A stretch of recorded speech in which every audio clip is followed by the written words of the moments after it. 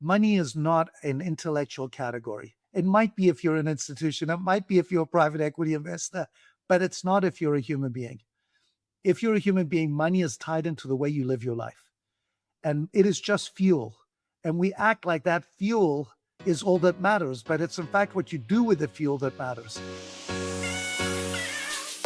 I can't wait to introduce you to Knowing Me, Knowing You, the Know Me podcast where the future of financial advice starts with discovery. We're bringing you candid conversations with top industry leaders, innovators, and behavioral finance experts, exploring how wealth managers can deepen client relationships, personalize advice at scale, and drive real business growth. Because clients don't just want financial plans, they want to feel understood. They want to be known. Stay tuned, subscribe, and get ready to transform the way you connect with clients. Know Me, transforming discovery into growth.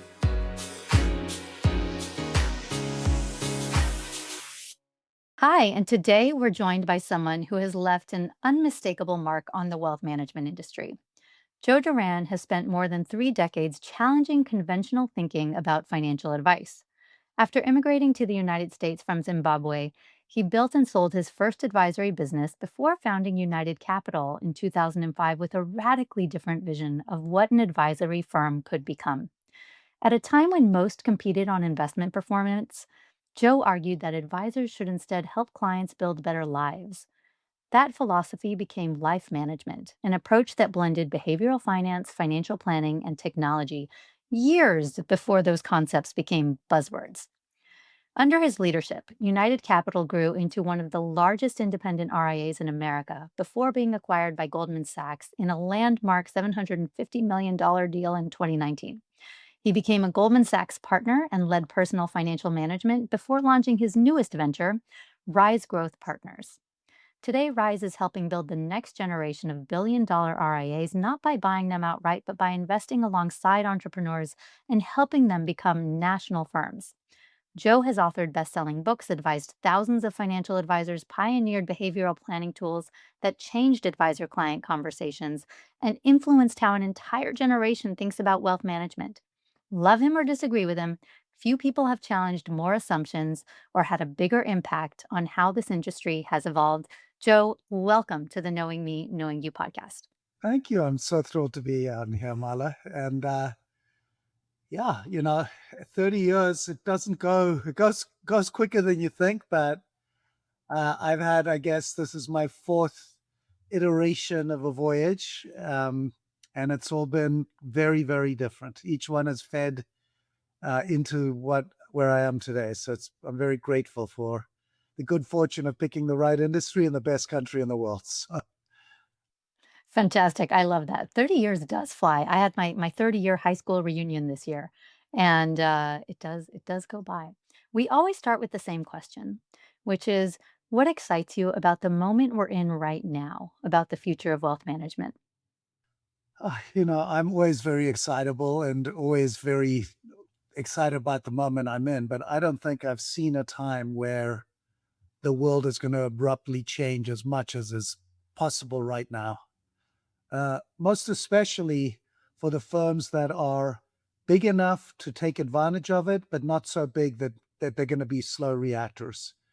So I believe very much that firm that is, I'll call it a middle market, a $3 billion to $10 billion firm, they are uniquely positioned to take advantage of what I think to be one of the most seismic shifts in the industry on two fronts. Number one, what's happening with technology and how that's going to evolve the way we interact with clients and advisors interact with clients. And number two, how the industry's evolved so that all of these large mega firms look like big wirehouses. And a lot of them have very limited souls. They are big behemoths with lots of private equity money. And there is a massive competitive advantage of being a firm with a soul that can grow really quickly. And so I just, as you know, this is my fourth venture, as you've mentioned. I like to go where things are going. And I very much believe that in the next 5 to 10 years, that the kinds of firms that we're partnering with are really the future of the industry, the most exciting part. Really, the mega firms are going nowhere, but that their rate of innovation is much slower. They're more concerned with growing to get to the next recap, to fund the next private equity deal, to do the next capital raise, than they are about building a really delightful client experience. Because most of the founding groups that started these firms are no longer there. The people who had the visions and the creation have been replaced by conventional CEOs that don't look any different than the CEOs of the big mega firms. So, long-winded answer. I think this is one of the most interesting pivotal moments in the industry. And you're either going to be in it for the money or for the impact you can make on the industry. And they won't always be aligned. I There was so much in that, and I think you're really pointing a pointer at who is facing this opportunity. There is a certain size of firm, there's a certain mindset of that firm. It's those that want to grow, those that want to stay nimble, those that want to and can harness the innovations. So in your history, you didn't just build a successful RIA, you helped define what a modern national RIA could become. And when you founded United Capital, what was it that everyone else believed about wealth management that you saw was fundamentally wrong? I think everything I've ever done has been challenging the norms. So my first one, which is now called AssetMark, was one of the first camps in the country. And I didn't believe that the people who were selling commissionable business were actually monitoring the portfolios after they sold Templeton Development Markets or American funds, got their commission. I knew that the advisors were not looking at those portfolios after they got their commission. And I said, it's just the wrong way to do things. And the advisors want to get recurring fees. The clients want to know their managed money is being managed. So we built one of the first TAMPs in the country to allow that to happen. It's obviously gone on to go public and been a very successful enterprise. I sold that to GE when I was 34. And at that time, I had a 2-year non-compete. I really didn't like working at General Electric, nothing against them, but it wasn't for me. And when I left, I interviewed 100 entrepreneurs who built and sold companies. I was going to grad school at the time, I was working on my second book, and they all said the same thing, which was, yeah, it was the American dream. They were, it was amazing success. And I said, I don't feel that way. I feel lost. And all of them, every single one, male, female, all people said, you know what? It was awful. It was a death in the family. It was a loss of identity, all these regrets. And I thought, boy, isn't it interesting that they got to this magic number and they don't feel what they thought they'd feel. And I'm the same way. I came here with nothing. I left with $200. We sold the business for 100 and some million. Obviously, I have partners and all the rest, but I'd done as well as I imagined at 34, and I felt lost. And the big question was, if it's not about the money, what's it really about? And as I was at grad school, came up with the idea for United Capital, and it was to really bring emotions into money, because I thought money is not an intellectual category. It might be if you're an institution, it might be if you're a private equity investor, but it's not if you're a human being. If you're a human being, money is tied into the way you live your life, and it is just fuel. And we act like that fuel is all that matters, but it's in fact what you do with the fuel that matters. And so I thought, I have to change the dialogue, because what I want to do is not talking about portfolio performance and TAMPs and what we were doing. I'm like, people made bad choices. Even when I tell them don't sell, I need to help them make good life choices, because that's what ruins every financial plan. It is not whether you outperform or underperform the market by 1%. It's whether you retire too early. It's whether you start a business that fails. It's whether you got divorced and didn't plan for it, or somebody gets cancer, or any of the myriad of things that can go on in life. That is what ruins a financial. And I thought, I want to solve for that. And in order to do that, we have to give tools, behavioral tools that help us to identify why people make the choices they do. And it's in two categories. Number one, what do you prioritize? There's really four things every human being wants. They want to be protected from bad outcomes. They want to enjoy life and maximize it, have fun. Number three is they want to take care of their commitments to their family, their friend, to society. And lastly, they want freedom. And so what we did is we built a way of thinking. We all prioritize certain things. I'm driven by fear and insecurity because I grew up with nothing in a war-torn country. And so I over-index to protection, but I need all four. My wife, on the other hand, grew up in West LA and is the happiest person in the world and enjoys everything and wants to take care of everyone around her. And so we're wired differently. Our values, even though the same dollar is worth the same in a financial sense, it's not the same for her as for me. For me, an extra dollar protects me more. For her, an extra dollar means hosting another party. And I just couldn't believe that no one in the industry was talking about that. And even today, Marla, this is the shocking thing. Even though we showed the path, and almost every commercial talks about this the same way, there are no actual tools that people are using on a day-to-day basis to talk about that. And the second big identity issue is, how do you actually make choices? Because at the end of the day, every single client will only listen to you if they feel understood. And that means that some people are deliberate, slow decision makers. Some people are quick, conscious makers. Some go by instinct or not. So the two things that we thought about a lot, and I still think about, number one, what do you want this money to really provide for you? And make sure that you don't go with your natural bias always. So if you're somebody who needs protection, as a good advisor, I would advise Joe Duran, enjoy your money, take vacations, take time with your family, take time to give to charity. Do the things that fill all four buckets because you got to fill them all before you die. Hmm. And then here's your decision making, Joe. You're an impulsive, quick decision maker. Slow down.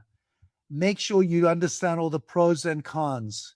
Don't over index to bad outcomes, which is your natural bias. And the personal coaching I've received my whole career as a CEO, as a leader, has also helped inform the kind of advice I believe advisors should be giving their clients. Because if you don't know those two things, your financial plan is worthless. You know the plan the day it's written is wrong. You know the amount of money you're telling your clients they need might be too much or too little, but you know that's not accurate the way you portray it. We have false precision in our industry. And your biggest value is helping people make the right choices at any given moment with the limited information we have. And if you don't know what they care about and what they're sacrificing, and also how their choice making gets in the way of their making optimal decisions, how in the world can you do your job well?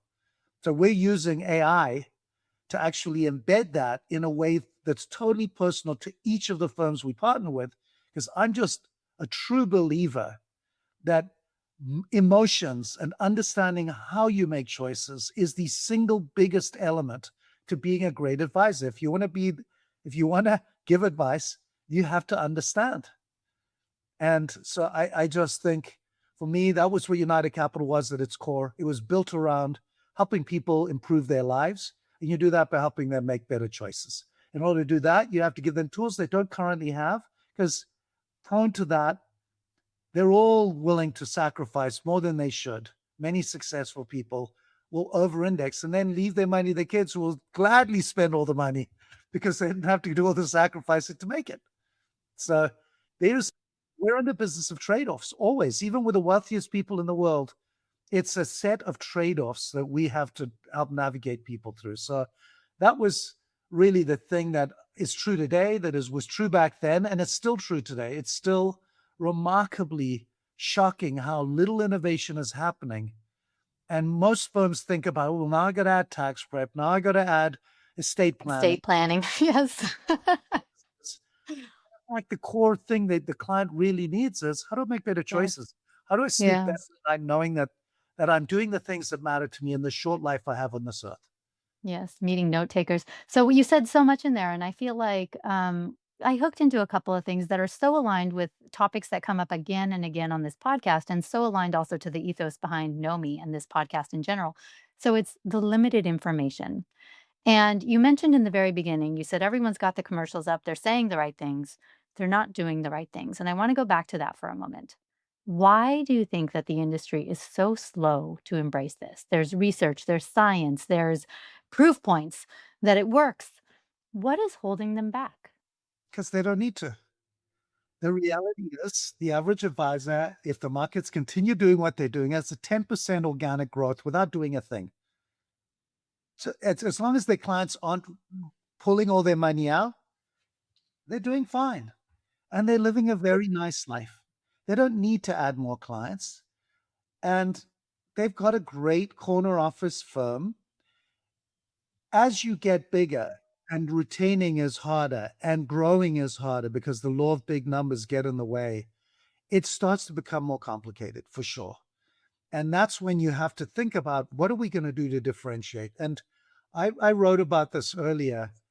I think we've passed the golden age of financial planning.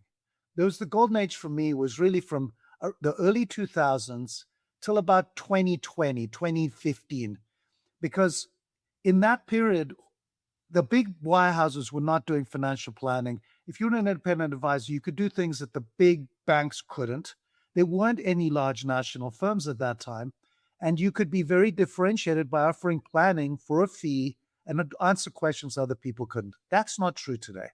Today, anyone can go in and put in financial planning near me, and there will be a mountain of choices, all doing the same thing Money Guide or FinanceWare or Write, one of the financial planning tools, and an indexed portfolio that's typically allocated. Maybe it's with an individualized indexing versus ETFs, but it's kind of the same thing. And so, what is going to make you better? And the only differentiator today is brand. But if your brand is just a name with nothing that it does that's different, it's going to be really hard. The only way you're going to grow is by outspending your colleagues or having a niche that no one else can compete with. And so, one of the things, the first things we do when we partner with a firm in that $5 billion, $6 billion level is say, what's the promise you're making to the marketplace and why is it unique? What is the problem you're solving other people are not solving? And how are you living up to that promise? And how is it different than the person right next to you who's doing the same thing? And I think that's a challenge that firms like Creative Planning and Fisher Investments have solved. They are doing things. Now, you might not agree with their approach, but they have solved it. Fisher, by spending a fortune on advertising and building his brand and having an incredible distribution platform with really good salespeople that know how to close business, whether you like how he does it or not. A firm like Creative Planning, by having a lot of systems and tools that are scalable in all the custodial programs and a way to grow. And a lot of the other firms, the big mega firms, spending a fortune, maybe not building their brands as wisely as I would say, but there's so little differentiation between the person with 5 billion in assets and the firm with 500 billion, except the firm with 500 billion can spend a fortune over what you can spend. And so it's not a big lift to do things in a different way. And I'll give you a good example of that. If you just go to our website at Rise Growth, our language is totally different. Most equity investors, private equity investors, talk about rate of return and history and heritage. And I approached Rise the same way I approached everything I do. Does that excite me? And the idea with what I saw is I'm like, I would not want any of these people's money. And I had 4 private equity partners, all of whom I loved and all of whom did very well. And I'm like, I want to talk in a different way. And I talk about joy. And talk about friendship and enjoyment and fun. Because the reality is life's short. Mhm. Language, talking in plain English, talking about things people care about, talking as one human to another. I'll give you another good example, Marla. I'll ask people what they stand for, what their values are, and they'll give me this long elevator speech that they don't even remember. They have to pull up their website. We are this, we are that, we are that. They're like, what's yours, Joe? Mine's really easy. Number one, we're good people. That means we do what we say we're going to do, and we're authentic to the core and care about doing the right thing. Number two, what we do matters. We only partner with exponential thinkers who want to change the world. And number three, we love what we do. So we only work with great people and have fun doing it. That's really easy to remember. That's plain English. And our industry, because we come from a financial background and think we have to be academic and prove our worth, we talk in language that is totally uninspiring. We give tools that are completely unfathomable to our clients. Every survey we've ever done for clients and asked them what they know about their financial plan, 99% of them don't have a clue what they're looking at. They just know their advisor is very confident, tells them they're in good shape. How about you actually gave them something that made them feel good, that they could actually comprehend? If you spoke instead of beta and alpha and probability of success, just told them, here's where I think you're paying the price. Here's where I think you could be happier. Here are the kinds of things that you might want to improve. Or even ask the question, how are you feeling about your life right now? What one thing could you do over the next 6 months to improve it? And we used to score along their priorities every 6 months on a scale of 1 to 10. How are you doing on spending time with people you care about, which was the number one value that people had? And if it was an 8 or less, we'd say, okay, what can you do in the next 6 months to improve it? And let's put it in your plan. And that might be go to dinner with my wife more often, or it might be go to take a private date with one of my daughters. It could be any one of them. Go vacation with my friends. Could be any one of a million things. That's more valuable than how you're performing relative to the S&P. That's a long ramble, but I Yeah. very much believe that those are the things that really matter and that people really remember.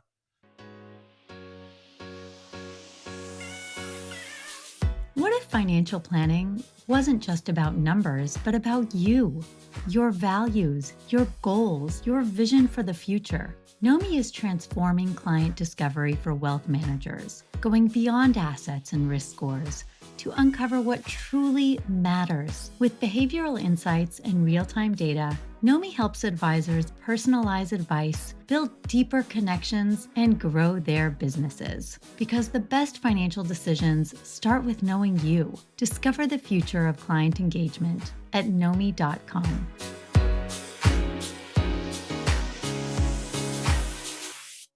Yeah, I couldn't agree more. And I think right now we're also facing such a risk where that aura of authority and information and knowledge and the ability to talk about alpha and use fancy language is dead. The era of that being a differentiator and meaningful and something that a customer cares about is over in this era of information abundance. Somebody can go to AI and get all the questions answered that they ever wanted answered In a around really nice way, portf by the way, in a yes, much more optimized for understandable way. me. Yes, like, help me understand these things in a language I can understand. That is not any longer going to be the value of an advisor. An advisor has to change. So I wanna come back again to United Capital. And I am so in alignment with everything you said.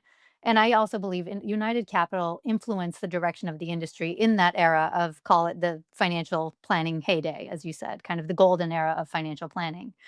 What if you were going to give advice to RIAs who are listening now and they're in that sweet spot, let's say they're growing rapidly, they're hitting 1 billion, 2 billion. When you look at the single biggest innovation that you introduced at United Capital, that was a change in the way the industry approached their clients. You talked a lot about how RIAs today have to hone in on their niche, how they help people live better lives. How do you relate that to kind of that big innovation that you unlocked, you introduced to the industry back when you were building United Capital? And is there some repeatable lesson, some learning that if you just do this thing, and maybe it's stay true to the client, be authentic in who you're actually serving when you show up every morning and you show up to the office. But what would you think that one innovation Well, is? mine was very easy. The first touch point should be different than every other touch point they have from anyone else. That's all. Just make sure. I had on my board the head of creative, the CCO, and former president of Starbucks, Arthur Rubenfeld, a brilliant man, still a friend of mine for a decade. And he said to me, Joe, at Starbucks, 100% of our profits are not in the coffee, but everything that wraps the coffee. It's what it looks like when the minute you think about us, to the minute you walk in, to the minute you get your cup, what it looks like, what it feels like, the way the labels are. The same is true for our industry. What about their interaction with you at each touch point, but most especially the first touch point, would tell them that you're different than anyone else? And that might be as simple as a come on in. We want you to do this very simple intake form. It's going to be 15 questions that help us understand what really matters to you and how you make choices, which is something we're doing today. That is alone something no one else is doing. So just ask if we are going to truly delight. And this is the thing, our industry is just about getting to good enough. They never ask the question, what would delight me as a consumer? What would delight me is something that's different than everyone else, even if it alienates certain people. So if you're going to win, You have to tell a story that's different than everyone else and have the courage of investing money upfront to make that first experience different than anyone else's. And I can tell you, when we would do acquisitions, what was different about United Capital as an acquirer than everyone else is when I would get on a phone, I would say, "Tell me why you do what you do." And the advisor would go, "Excuse me?" I'm like, "Look, you got money, you want to make money. I get all of that. But why do you do what you do?" And we would talk about it. And my second question was, what is it that your clients want from you that no one else can give them? It was they would be shocked that instead of talking about the math or instead of talking about acquisitions, I would talk about that. And when I'd meet with clients at Goldman that were large clients, it was the same thing. I would know that my first interaction with them was going to be about two humans getting together and say, how can I give you what you need and what do you need? What are you currently unhappy with that isn't working for you? Asking, and again, I'm a huge believer in gamification. So if you can create an upfront experience that allows for you to collect information and insight that is interactive, that is different, that makes you know things and makes them know things about themselves that they might not know, that is going to change the whole nature of how they perceive you. But unfortunately, most people say, well, they come in, I bring in my yellow pad, and I tell them how great we are, and I tell them how great they are. And it is the same thing. I think about this like going to a dental practice. I'm like, it's always awful. They always have old magazines. They always make you wait. They always have the same forms. And I'm like, wow, it's clearly not a competitive industry because my goodness, it would not be hard to make this a delightful experience. We Many of us operate like that, like law firms, but it's a highly competitive industry. And so I think asking yourself, how delighted would you be and what would make you feel special if you just visited your own website and came to your own first meeting? And you'd say, well, if it all relies on the quality of the person asking the questions, you don't have a very institutionalized business.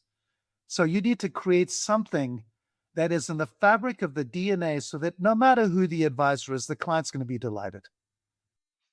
I love that. And very great alignment to what Nomi is, what we're building, that whole idea of gamification, interactive, insight driving, giving value to the client, the individual to get to know themselves. I want to ask you a question going in a slightly different direction. So the RIA industry is consolidating rapidly. We've had the two biggest years on record for private equity investing. With your current hat at Rise Growth Partners, what would you say to the industry as a beware? This is what you run the risk of with private equity coming in and eating up so much of our industry. And what would you say on the other hand of that coin? There's an opportunity here. This is how you harness it. And you've already spoken a bit to that. But just when you think about outside capital coming in and eating up a lot of wealth management firms, what are some of the things we should keep in mind? Look, I think I'm a huge believer in motivations. And what is the incentive?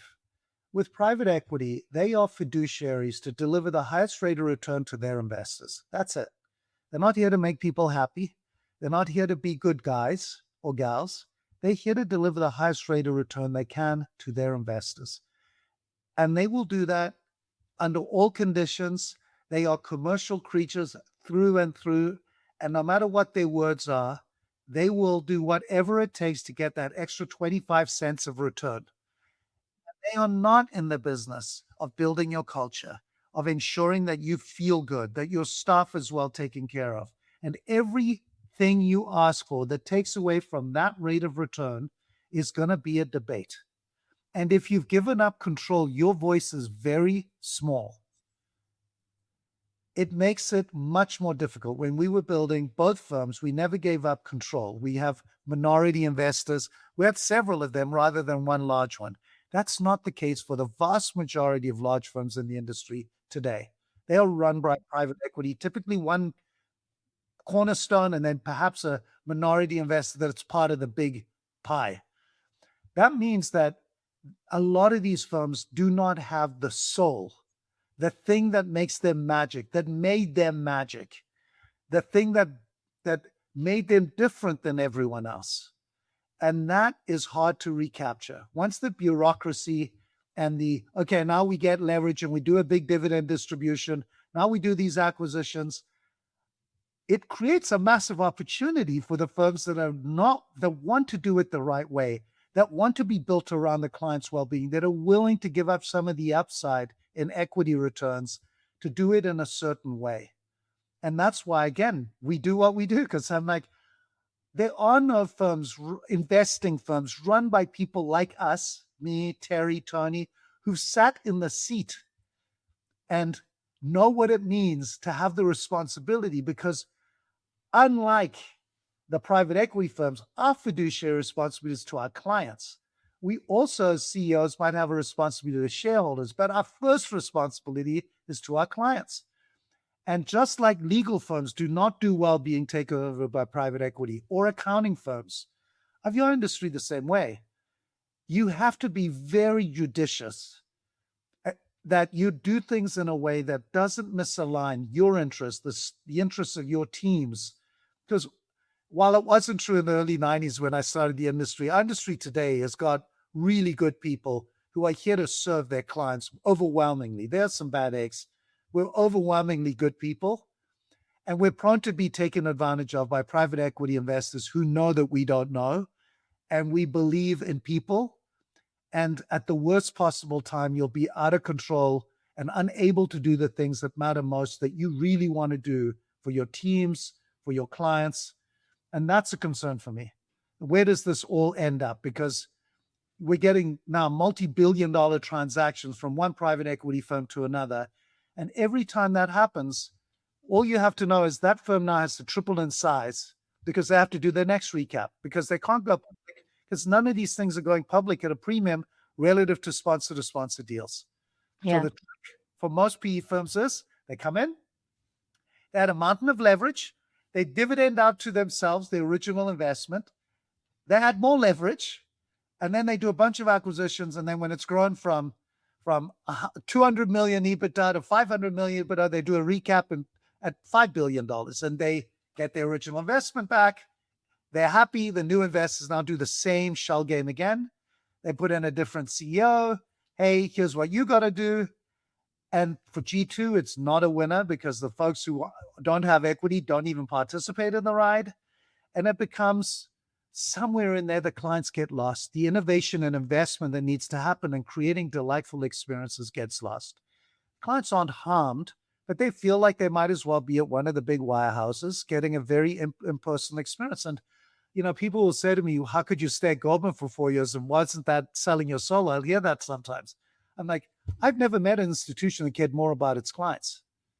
Like, I can say that honestly, like the care and rigor with which they take care. Now, their clients are very large clients. They're not our traditional clients, but the people who are at Goldman, certainly within ACO, are getting white glove service. Like, I know the kind of experience that we delivered to these CEOs and executives, and they continue to deliver to my wife and I. The reality is that the firms like Morgan Stanley, Merrill Lynch, they have good advisors. They're all doing their own thing. And something similar is happening now in the big mega firms, which is, in my biggest concern for the industry, honestly, is I don't want us to become like the big wirehouses. I Yeah. think what makes us special is the fact that we can have a one-on-one interaction that is really life-changing for our clients, without being forced into packaged products, without being forced into a standardized financial plan. But if you don't do something differentiate, you're really doing nothing that different, because these big firms are doing really good work when it comes to the routine financial planning and investment management solutions. That So might I be don't a very nice think it should happen at the same rate for mhm. independent RIs that it's happened at the big firms. Yeah. It may be a very nice transition. I'm sure some of our listeners are listening to you and saying, we agree with everything you're saying, Joe. We want to retain the soul of our company. We want to actually maintain our diligence and our persistence, our commitment to our clients under all costs. They may be asking, so Joe, why did you launch a private equity firm instead of launch a new United Capital where you could actually rebuild that type of a relationship and that type of soul? I know what I want my life to be like. I Okay. practice what I preach. I'm 58 now. I was 56 when we launched Rise. And I thought, I know I have done it. I have climbed the mountain twice. I've been a part of Goldman, which was an eye-opening and awesome experience. I'm never going back to being that guy again. Uh, and and after every major transition, I do a lot of self-reflection. I have personal coaches, and I joined a group called the Stegan Academy, where I did a lot of deep work to say, what do I want this next chapter to look like? And what I learned were three things I didn't want to have anymore. I didn't want to be the man in the arena. And I am a man. I'm not using it in a sexist way as a dad to three daughters, but I'm like, I don't want to be that guy. Number two, I don't want to do nothing. I've done that. It doesn't work for me. I'm not a guy on the beach kind of person. I like to paddle to the island. I don't like to sit there having Mai Tais, you know? So No. I've got to build something. And number three, I exist to make the biggest possible dent in the universe I can. It is why it's why I'm on this planet. So knowing what I know, knowing that I don't want to be the man in the arena, and knowing that I want to make the biggest possible dent, what does that look like? And this was the logical offshoot of that. I want to help the next generation of great firms to be different and awesome and exciting and get the refracted payoff of knowing that I've continued to make hundreds of new millionaires. Like, it's really exciting to me to know that there are hundreds of people who are millionaires because I woke up one day. They probably would have gotten there without me, but I like to think I had some part in making that a reality. And it's really exciting. We have four amazing partners that have all grown like weeds since we partnered. I should say like flowers because they're growing beautifully. But they're amazing, and it's exciting. I speak with them every week, and they call me on the weekends like, Joe, how do I deal with this? And it's nice not to have to be the one who has to deal with it, but to just advise. But actually, when they do well, I'm also economically aligned because I'm an economic creature. So I tell them all the same thing. We have been there. There's almost nothing that we and our team haven't experienced, but we're aligned in the benefit we're all going to get is the growth of your equity. And we'll never ask you to do anything that's bad for your clients or your advisors or your culture, because that is the thing. And and and it's been an amazing voyage, but it is a very different thing than anything I've ever done. I think perhaps in the beginning I was more heavy-handed than I should have been. I think they would tell you, well, John's always growing and learning. And so I think I'm better now as a coach than I was. I'm certainly, in the first few ones, I'm like, this is what you should do. And now I'm like, okay, here's what I would suggest. And it's been amazing. And I think if you go to my partners, our partners, they'd say the same thing, that I'm never short for ideas. Some of them are good. And we have a great time. And Well, kudos to you. guys, I will say the thing I'm proudest of is I managed to attract the most brilliant, lovely people in the world to work with me. And there's no better marker of who I am as a person than who I'm surrounded by.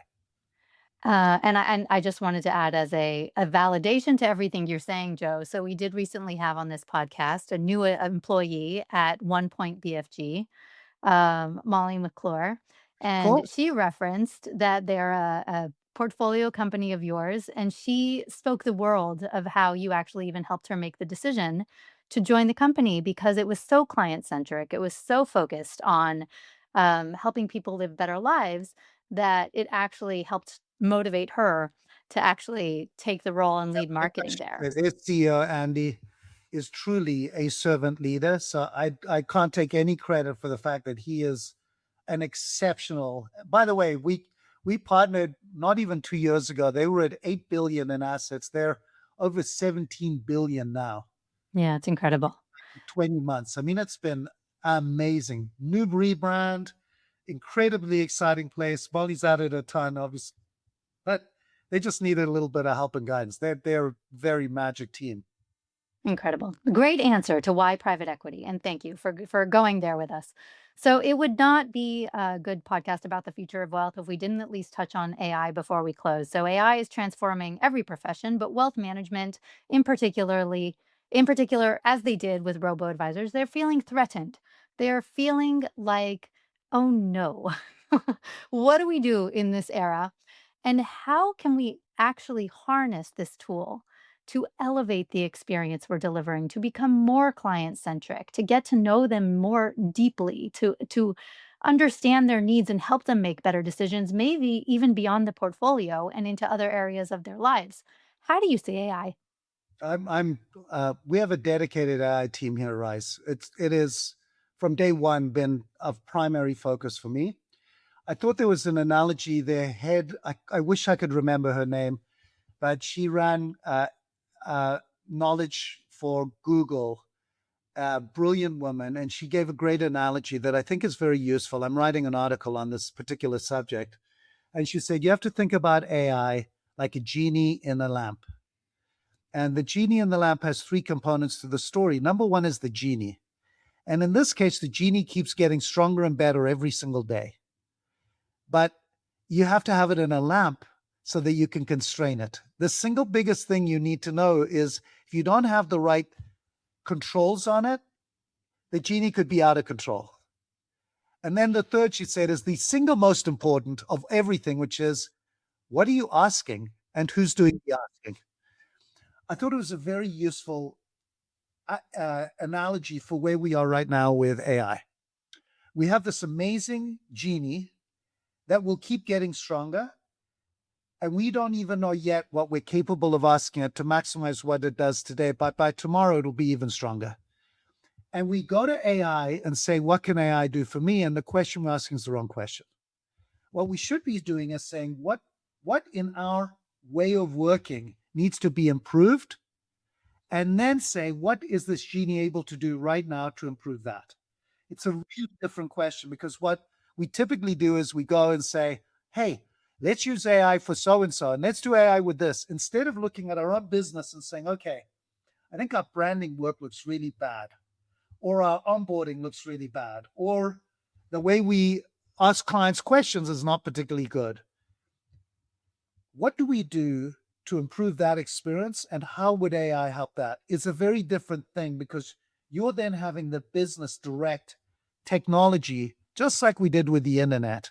And we seem to all be so fascinated by the fact that it can do anything that we actually ask too much of it or not targeted enough of it and not actually fundamentally improving the core business processes. Now, there's nothing we do at Rise that doesn't involve AI, like literally nothing. And that is everything from database research to writing articles to any aspect of what we do and everything we embed in all of our firms. So the magic is unquestionable. But if you don't have a dedicated time as a leader on AI, you're going to be behind. You don't embed it so that everyone in your team is native in AI. And that doesn't mean going to ChatGPT and asking some questions. Take a business process that can be improved today and ask every one of your senior managers right now what one thing needs to be improved in what you're doing and how are you going to use AI to solve that. And by the way, you don't need to think about it. You can literally go to AI and say, here's the problem I got. Can you solve it? And don't go to ChatGPT because it'll lie to you and say yes. So make sure that you have, and by the way, I don't want you to say yes to something you cannot do.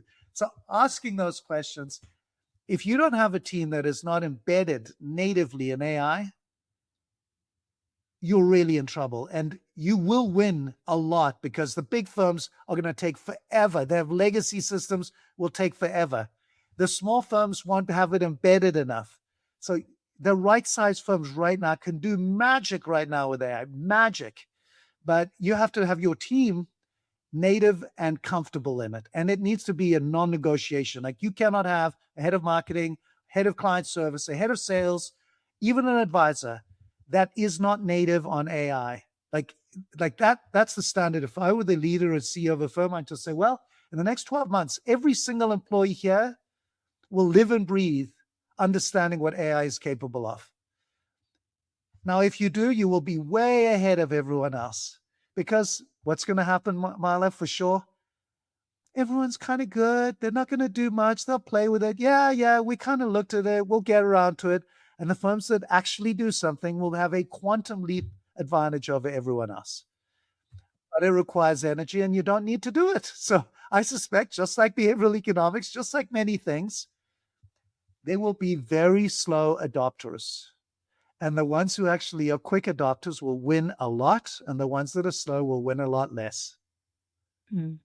I would want to add something to this, and I'm curious for your thoughts on it. So, having also worked in asset and wealth management my whole career, I wonder, is AI also an opportunity to look at what wealth tech has generated over the last many decades? And most of what wealth tech does is help advisors sell products. We're at a unique position where we can ask, is it helping me deliver value to my clients? Is the client getting something out of it? Is it being built for the client to feel like they are more connected, more aligned? Am I empowered to continue to touch on all of those things you raised earlier in the podcast, to differentiate, to know my niche, to deliver ongoing increasing financial decision making tools to my client base, as opposed to, am I capturing the meeting notes effectively? Look, I could, to be even more explicit, here's a very simple starter point. Take your meeting notes from your last meeting, upload them to ChatGPT or Claude or whatever you Perplexity, and say, tell me, how do we think this client reacted to this meeting? And describe the client beforehand, give a client profile, and say, do we think I handled this the way this person probably wanted to be handled? You'll be shocked at what you see. Ask AI right now, tell me about this firm, your own firm. What do you know about it? And tell me about their approach. Tell me about their advisors. Tell me about their clients, and have a look. And is it right? Like, like it is remarkable. The most basic things that take literally 3 minutes to do being done.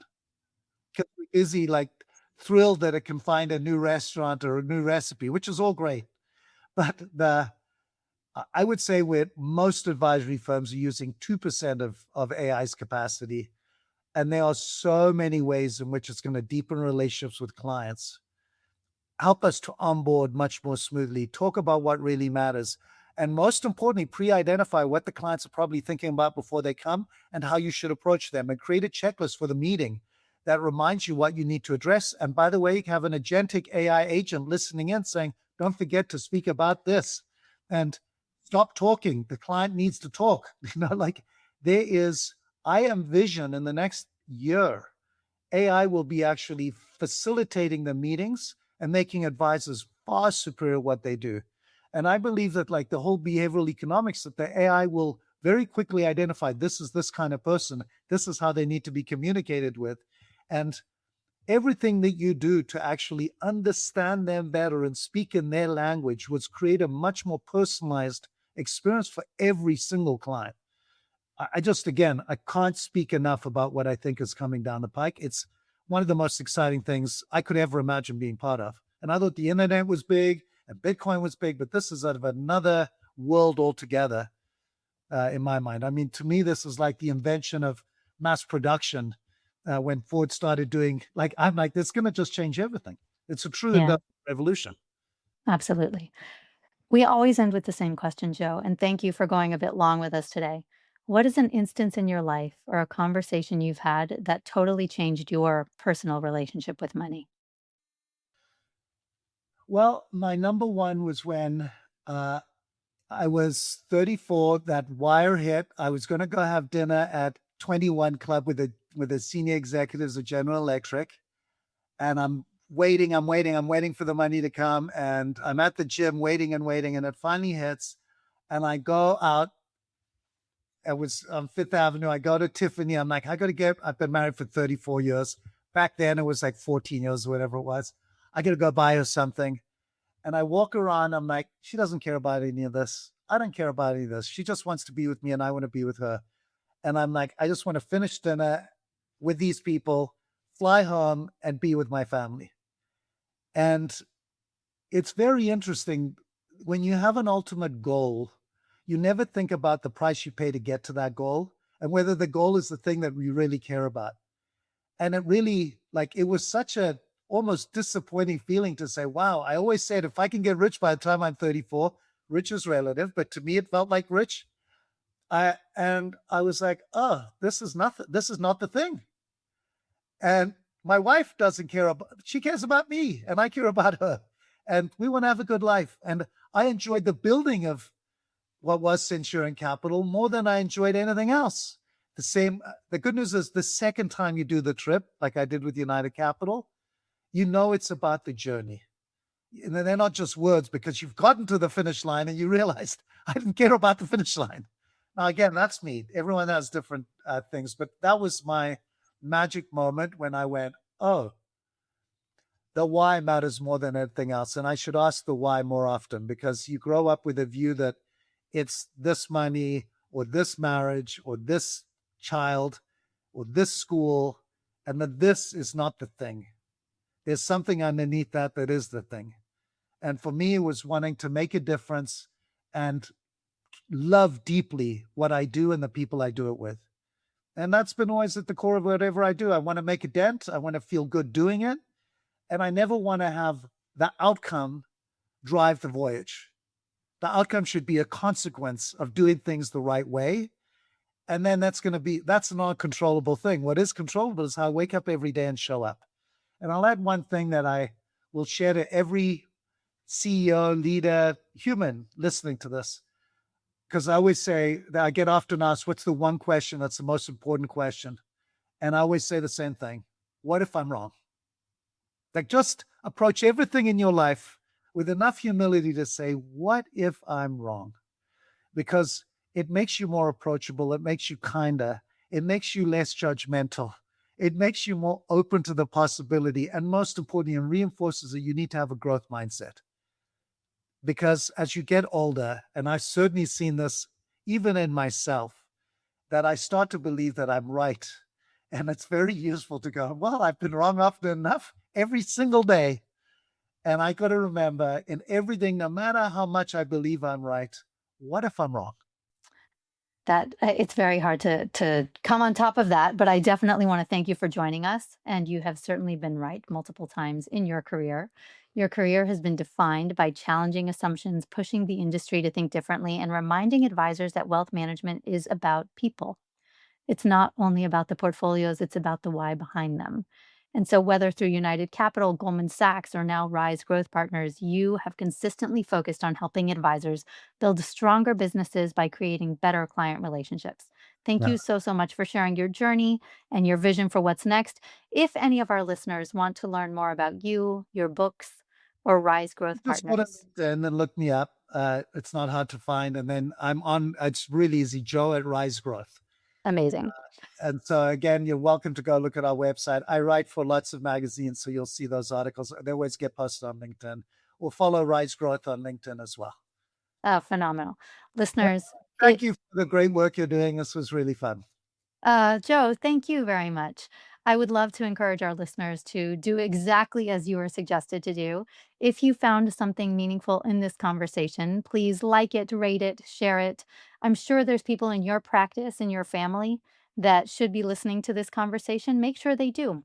Make sure that they get a copy of this podcast and that they can share it with others that need to hear it. Wealth has changed dramatically, and Joe, you have given us a really good snapshot of where it's going. Thank you very much. Have a great day. You too.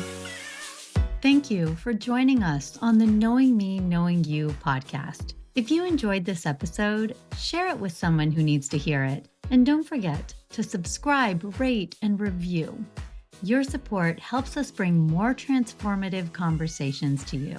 Until next time, keep discovering, keep growing, and remember, you're in control of your own financial story. Follow us for more conversations on financial confidence, self-discovery, and the future of money.